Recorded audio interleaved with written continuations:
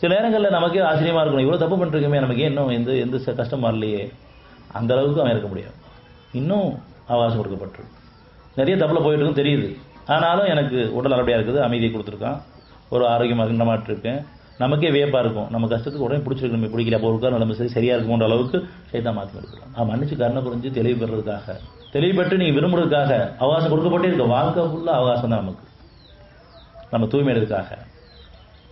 என் மனசை விசாலப்படுத்திக் கொடு, விரிவாக்குவனே என்னுடைய இதயத்தை விரிவாக்கி, என் மனசை விசாலப்படுத்திக் கொடு.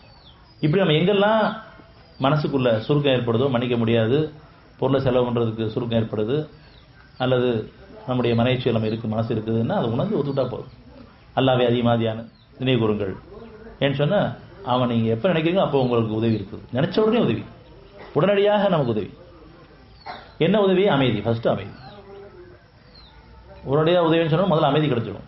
நம்ம கொடுக்கப்பட்ட வாழ்க்கையெல்லாம் நமக்கு வாய்ப்புகள் தான். நான் தூய்மை எடுக்கிறதுக்கும் என் மனசை பரிசுத்தப்படுத்துறதுக்கும் உங்களுக்கு அவகாசம் கொடுக்கப்பட்டே இருக்குது.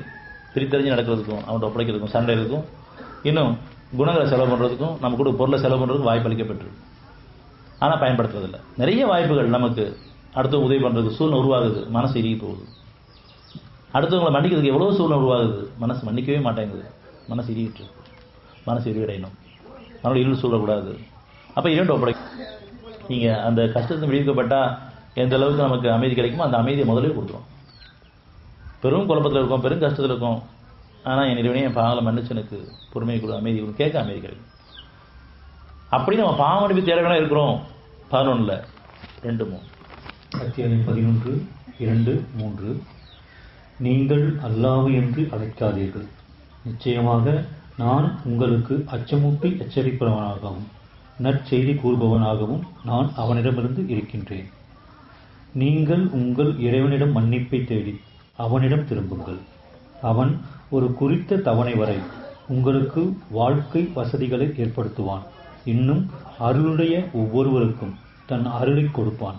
ஆனால் நீங்கள் புறக்கணித்தால் மாபெரும் நாளின் வேதனை குறித்து நிச்சயமாக உங்களுக்காக நான் பயப்படுகிறேன். அதனால் நம்மளுடைய தீமைகளை நீக்கிறதுக்கும் நன்மையில வாழ்றதுக்கும் நீங்கள் அல்லாட்ட உதவி தேடுங்க, படைச்சவன் உதவி தேடுங்க. மனிதனை கொண்டு ஒரு காலம் நீங்கள் தீமையை நீக்கிற முடியாது, அறிவை கொண்டு பொருளை கொண்டு மனிதனை நீக்க முடியாது, நன்மையை அடைஞ்சிட முடியாது. நீங்கள் அல்லாவேன்றி அழைக்காதீர்கள், இறைவன் பக்கம் திரும்புங்க. அவங்களோடு இருக்கான அத்தாட்சி கொடுக்கப்பட்டிருக்கு. ஒவ்வொருத்தரும் தனித்தனியாக அவன் பக்கம் திரும்பக்கூடிய ஒரு வாழ்க்கையை தான் அமைச்சு கொடுத்துருக்கான்.